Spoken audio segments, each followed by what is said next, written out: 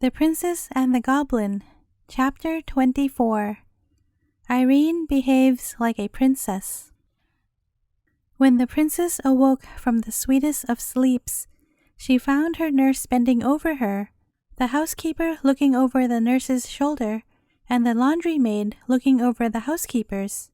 The room was full of women servants, and the gentlemen at arms, with a long column of men servants behind them, were peeping, or trying to peep in at the door of the nursery. "Are those horrible creatures gone?" asked the princess, remembering first what had terrified her in the morning. "You naughty little princess!" cried Ludi. Her face was very pale, and red with streaks in it, and she looked as if she were going to shake her, but Irene said nothing, only waited to hear what should come next.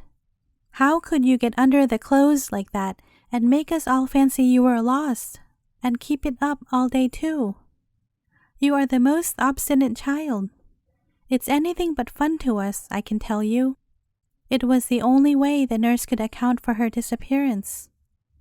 "I didn't do that, Ludi," said Irene very quietly.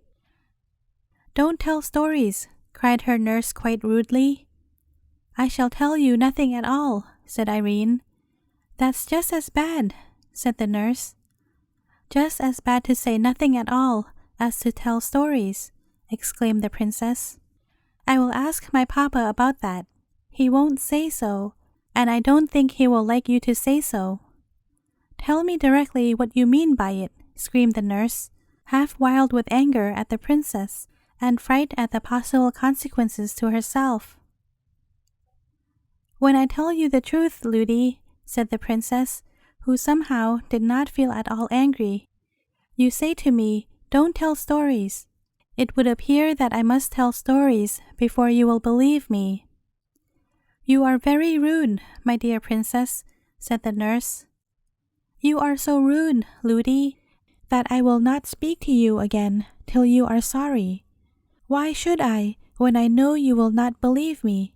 returned the princess. For she did know perfectly well that if she were to tell Ludi what she had been about, the more she went on to tell her, the less she would believe her. "You are the most provoking child," cried the nurse. "You deserve to be well punished for your wicked behavior." "Please, Mrs. Housekeeper," said the princess, "will you take me to your room and keep me till my king papa comes?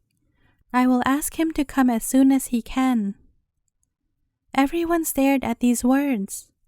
Up to this moment, they had all regarded her as little more than a baby. But the housekeeper was afraid of the nurse and sought to patch matters up, saying, "I am sure, princess, Nursey did not mean to be rude to you. I do not think my papa would wish me to have a nurse who spoke to me as Ludi does.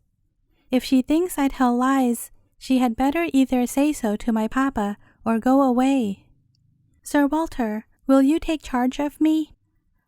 "With the greatest of pleasure, princess," answered the captain of the gentlemen at arms, walking with his great stride into the room. The crowd of servants made eager way for him, and he bowed low before the little princess's bed. "I shall send my servant at once on the fastest horse in the stable to tell your king papa that your royal highness desires his presence.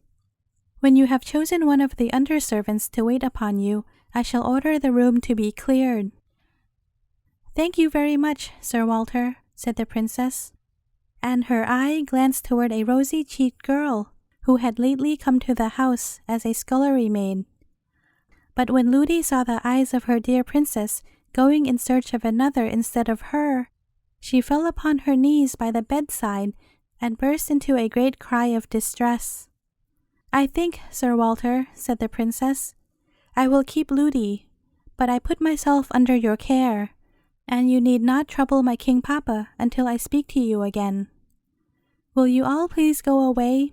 I am quite safe and well, and I did not hide myself for the sake either of amusing myself or of troubling my people. Ludi, will you please dress me?" Chapter 25. Gertie comes to grief. Everything for some time was quiet above ground. The king was still away in a distant part of his dominions. The men-at-arms kept watching about the house. They had been considerably astonished by finding at the foot of the rock in the garden the hideous body of a goblin creature killed by Chpt, but they came to the conclusion that it had been slain in the mines and had crept out there to die. And except an occasional glimpse of a live one, they saw nothing to cause alarm.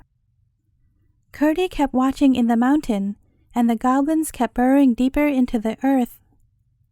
As long as they went deeper, there was, Chpt judged, no immediate danger.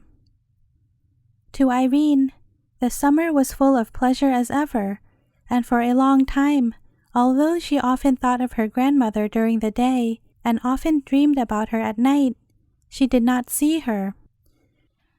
The kids and the flowers were as much her delight as ever, and she made as much friendship with the miners' children she met on the mountain as Ludi would permit.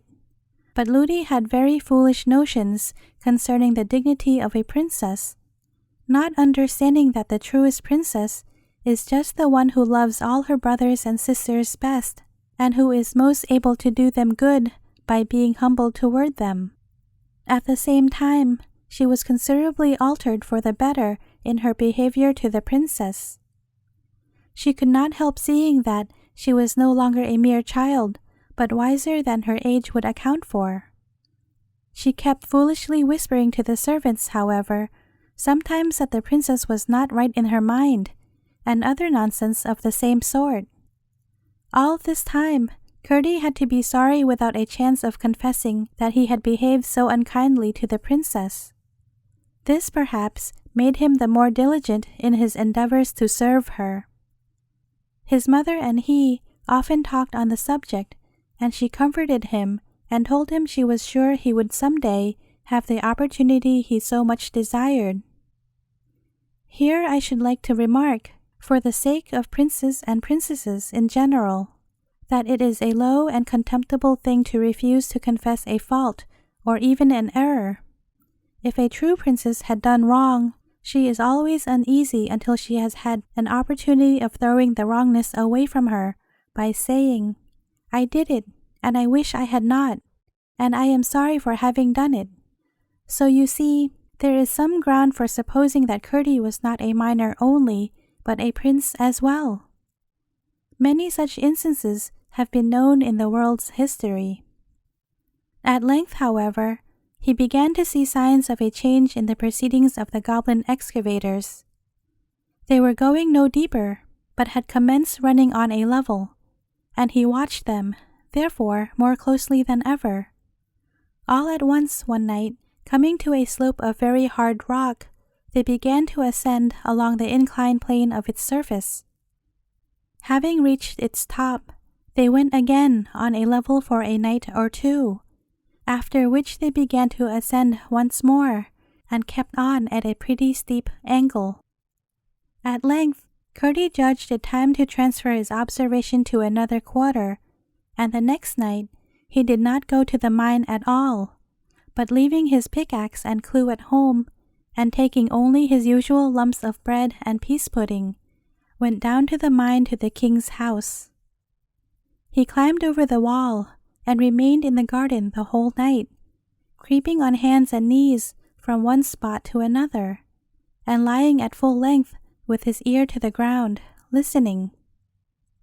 But he heard nothing except the tread of the men-at-arms as they marched about, whose observation, as the night was cloudy and there was no moon, he had little difficulty in avoiding.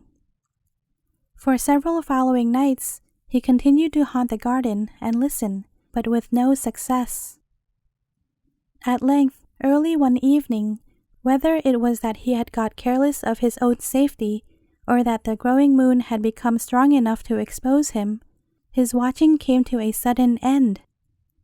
He was creeping from behind the rock where a stream ran out, for he had been listening all round it in the hope it might convey to his ear some indication of the whereabouts of the goblin miners, when just as he came into the moonlight on the lawn, a whiz in his ear and a blow upon his leg startled him.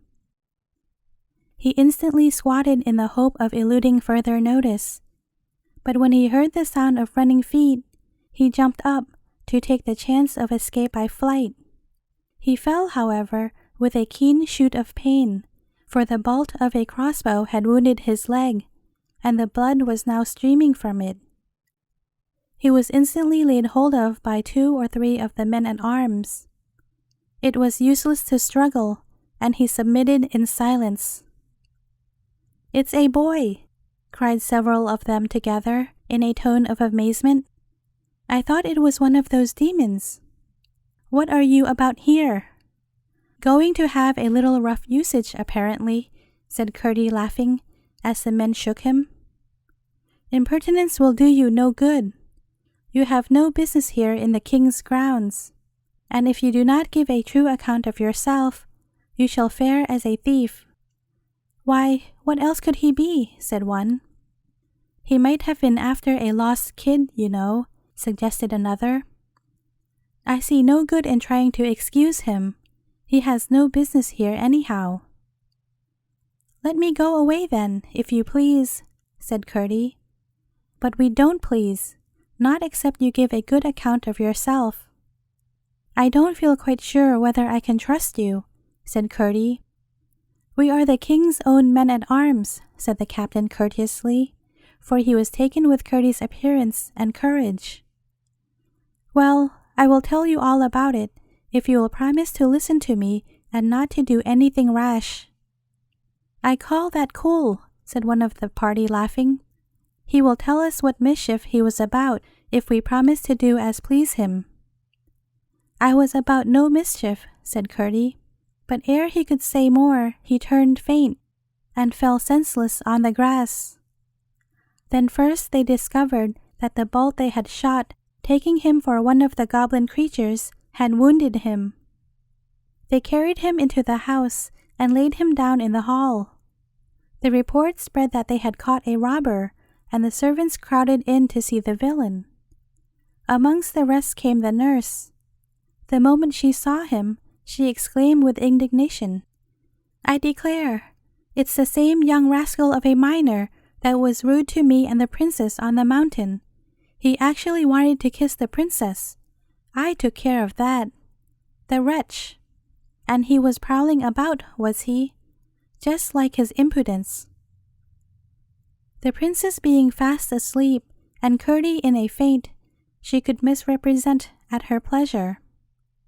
When he heard this, although he had considerable doubt of its truth, resolved to keep Chpt a prisoner until they could search into the affair.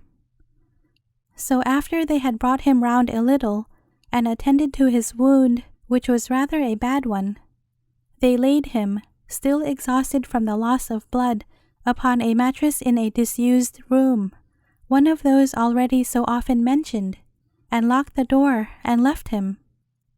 He passed a troubled night, and in the morning they found him talking wildly.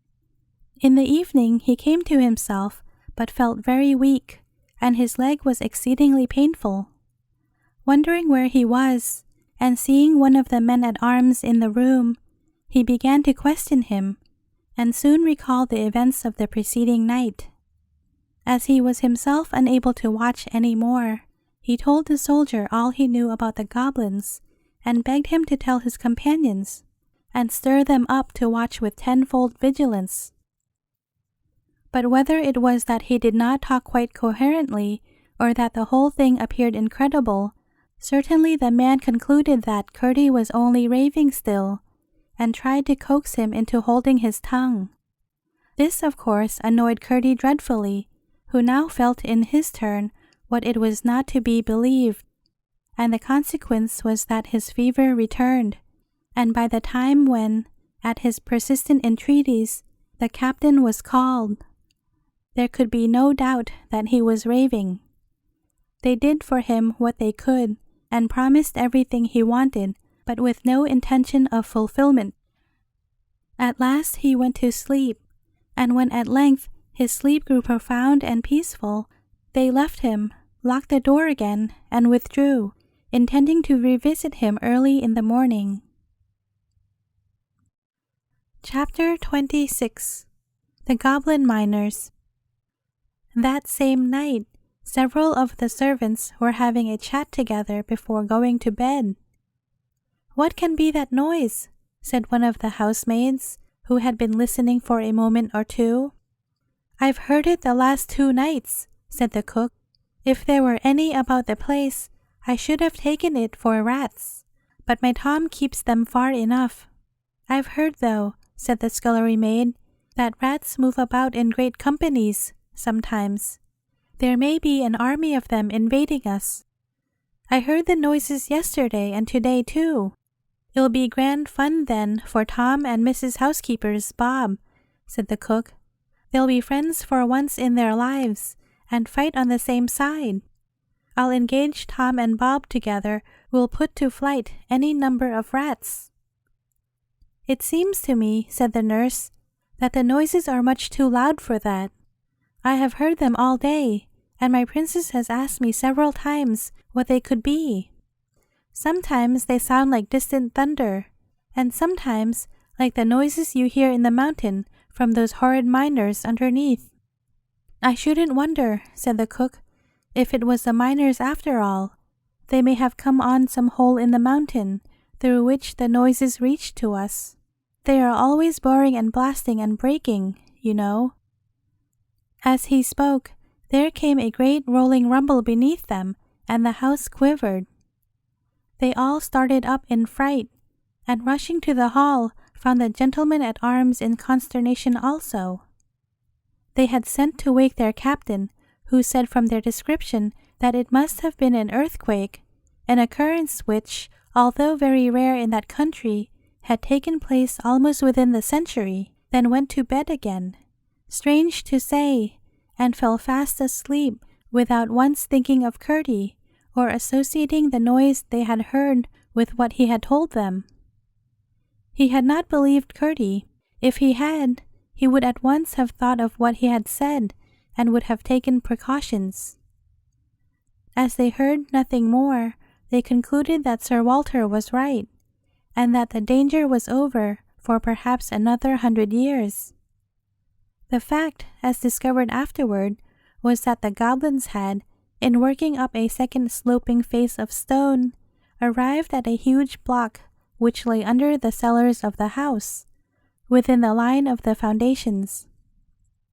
It was so round that when they succeeded, after hard work in dislodging it without blasting, it rolled thundering down the slope into a bounding, jarring roll, which shook the foundations of the house. The goblins were themselves dismayed at the noise, for they knew, by careful spying and measuring, that they must now be very near, if not under, the king's house, and they feared giving an alarm. They therefore remained quiet for a while, and when they began to work again, they no doubt thought themselves very fortunate in coming upon a vein of sand which filled a winding fissure in the rock on which the house was built. By scooping this away, they soon came out in the king's wine cellar. No sooner did they find where they were than they scurried back again like rats into their holes, and running at full speed to the Goblin Palace, announced their success to the king and queen with shouts of triumph. In a moment, the Goblin royal family and the whole goblin people were on their way in hot haste to the king's house, each eager to have a share in the glory of carrying off, that same night, the Princess Irene. The queen went stumping along in one shoe of stone and one of skin. This could not have been pleasant, and my readers may wonder that, with such skillful workmen about her, she had not yet replaced the shoe carried off by Curdie. As the king, however, had more than one ground of objection to her stone shoes, he no doubt took advantage of the discovery of her toes, and threatened to expose her deformity if she had another made. I presume he insisted on her being content with skin shoes, and allowed her to wear the remaining granite one on the present occasion, only because she was going out to war. They soon arrived at the king's wine cellar, and regardless of its huge vessels, of which they did not know the use, began as quietly as they could to force the door that led upward. End of chapter 26. Please go to the next video for chapter 27.